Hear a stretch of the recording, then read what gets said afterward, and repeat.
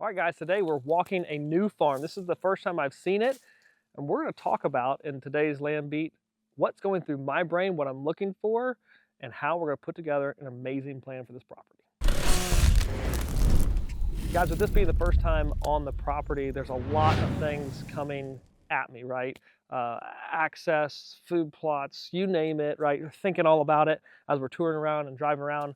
But I want to go deeper in this video beyond just the where do I hunt, where do I put the food, and where do I hang a camera, right? We're not talking about that stuff. We're talking about a deep dive into spatial arrangement, looking at the natural resources that are on the property. How do we manipulate them to steer deer?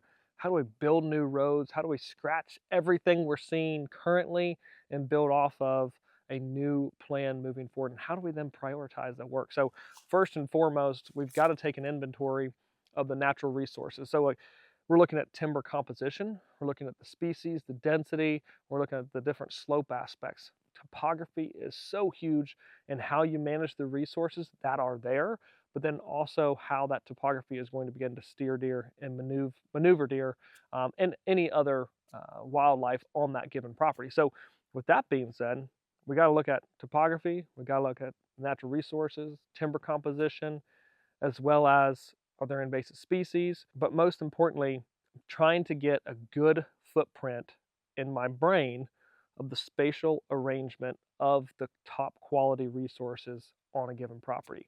Essentially, where can we create quality bedding? Okay, it's on these points, these slopes, these saddles. Where can we then create a new road system? Are there any barriers on the property? Are there any deep ditches that would cause a lot of change in traffic, right? For you as a landowner accessing the farm and or for deer, it's gonna really steer deer and move them around in a particular place.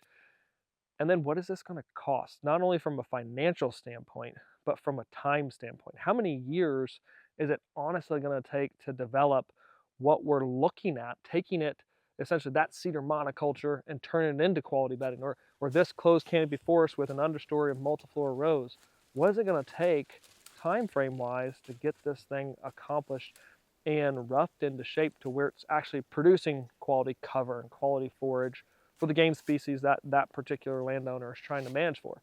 So a lot of things are coming at you, but really I think one of the worst things that you can do, you need to caution yourself on, is picking up exactly where the last guy left off.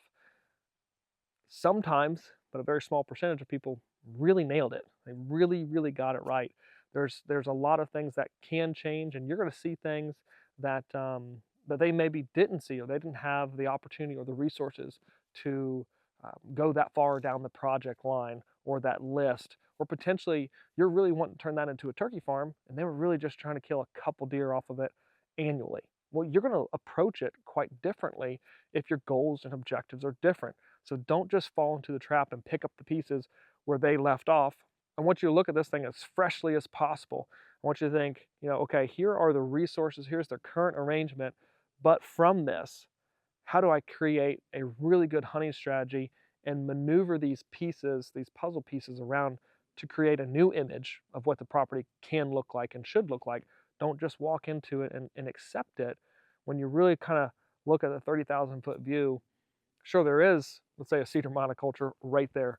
And ask yourself, should it stay there? Well, probably not. How do I manipulate it? Or what do I turn it into? What's that process going to look like? Or this closed canopy forest right here, should it still remain closed canopy? Well, it is on a north slope. You just need to begin to think about those pieces. And is this per acre the best layout design and features that I want to offer on that given property? So that is what you should be considering when you're looking at a new property, or maybe you've looked at one and you've hunted it for years and you've owned it for years. I would strongly suggest to go and improve that property, scratch what you've been looking at, try and look and open up almost a new chapter in your brain of, okay, this is what it is, but does it have to stay that way? Should it stay that way?